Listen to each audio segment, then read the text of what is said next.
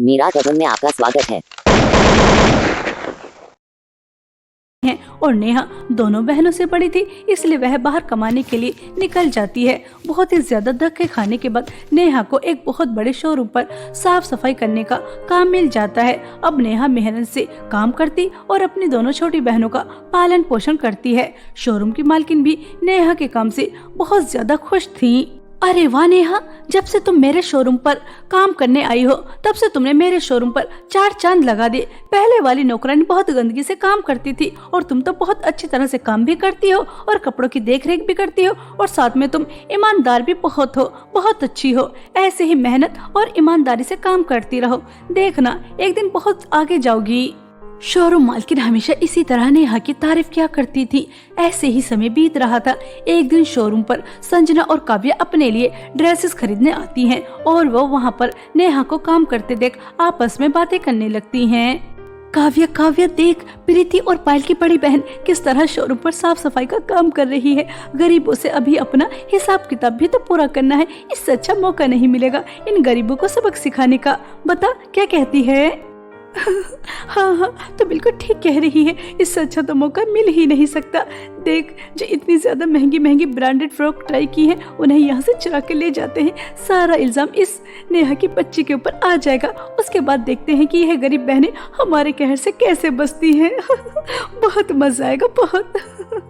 ऐसा कहकर दोनों बहनें बहुत खुश हो रही थी और वह महंगी ब्रांडेड फ्रॉक चुरा कर ले जाती हैं और नेहा भी अपना काम कर चली जाती है। अगले दिन जब वह काम करने आती है तो शोरूम मालकिन गुस्से से आग बबूला थी और वह नेहा को जोर से थप्पड़ मारकर कहती हैं, नेहा, मेरे यहाँ पर स्टाफ 10 साल से काम कर रहा है, आज तक ऐसी गलती कभी नहीं हुई। तुम चंद महीने से ही आई हो और तुमने चोरी करनी शुरू कर दी। मैंने तुम्हारी थोड़ी क्या तारीफ कर दी, तुम तो आसमान पर ही चढ़कर बैठ गई। तुम मेरे महंगे फ्रॉक चुरा कर लेकर गई हो, मुझे उनके पैसे चाहिए, वो भी 50,000 रुपए। और आज के बाद तुम मेरे शोरूम पर काम करने भी नहीं आओगी। तुम जैसे चोरों की मेरे शोरूम पर कोई जरूरत नहीं है।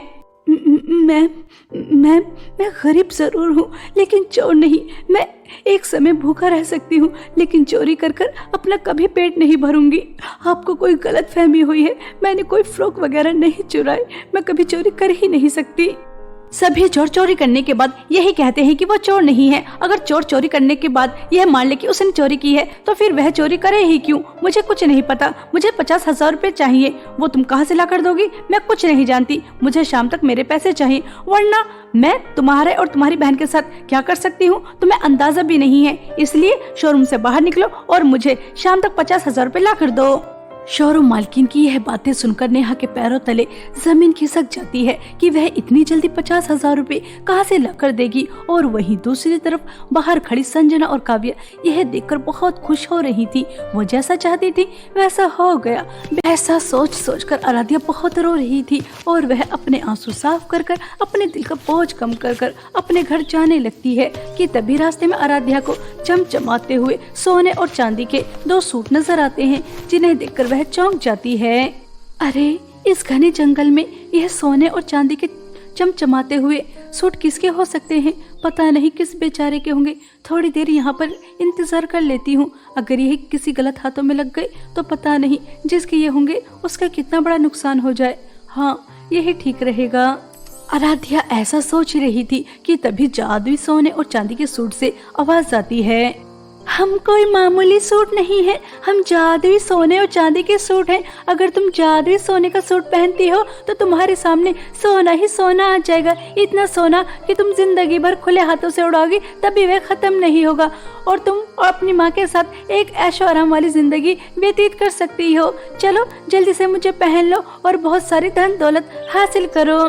मैं भी जादुई चांदी का सूट हूँ लेकिन मुझे पहनने के बाद तुम्हें धन दौलत नहीं मिलेगी। हम दोनों जादुई सोने और चांदी के सूट को जिस जादूगरनी ने बनाया उसकी जान खतरे में है। अगर समय रहते उन्हें नहीं बचाया गया तो वह मर जाएंगी और अगर तुम मुझे पहन लेती हो तो तुम्हारे अंदर इतनी शक्ति आ जाएगी कि तुम किसी भी चुड़ैल को, किसी भी बुरी शक्ति का सामना कर सकती हो।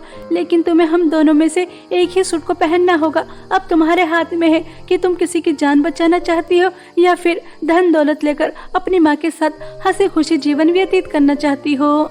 मुझे मेरी माँ ने हमेशा समझाया है कि परेशान मजबूर लोगों की मदद करनी चाहिए। यह सब पुण्य का काम है और पुण्य से बढ़कर कोई धन दौलत नहीं होती। इसलिए मैं तुम्हारी जादूगरनी की जान बचाऊंगी और पुण्य कमाऊंगी। मुझे धन दौलत नहीं चाहिए। मैं मेरी माँ के साथ गरीबी में भी खुश हूँ। मुझे धन दौलत का लालच नहीं करना।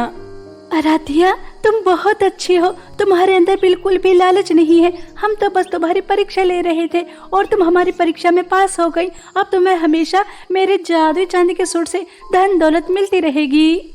जादुई चांदी के सूट की बातें सुनकर आराध्या बहुत ज्यादा खुश होती है और वह घर आकर अपनी माँ को सब बताती है। और अब दोनों माँ बेटी एक महल जैसे घर में रहने लगती हैं और अपने साथ साथ और भी गरीब लोगों की मदद करती हैं।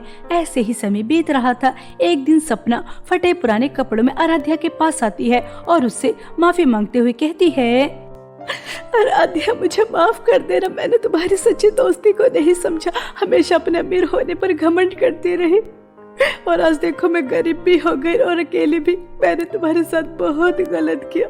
तुम्हें पता है मेरे मम्मी पापा मुझे छोड़ के चले गए और उनके साथ सब कुछ। मैं गरीब होने के साथ साथ अकेली भी हो चुकी हूँ। मुझे माफ कर देना। मैंने तुम जैसी अच्छी और सच्ची दोस्त को नहीं समझा। सपना, तुम्हें अपने किए पर पछतावा है। यह देखकर मुझे बहुत अच्छा लगा। और जब मैं गरीब थी तब भी तुम मेरी बहुत अच्छी दोस्त थी और आज मैं अमीर हो गई तब भी तुम मेरी वही पुरानी वाली दोस्त हो।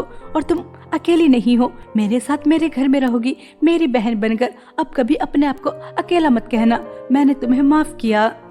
आराध्या अपना बड़ा दिल कर सपना को माफ कर देती है और अब दोनों दोस्त एक छत के नीचे बहन की तरह हंसी खुशी अपना जीवन व्यतीत करती हैं। और अब सपना भी आराध्या की तरह दूसरों की मदद करती है। इस तरह आराध्या के अच्छे स्वभाव की वजह से सपना भी पूरी तरह से बदल जाती है और दोनों दोस्त एक साथ हंसी खुशी अपना जीवन व्यतीत करती हैं।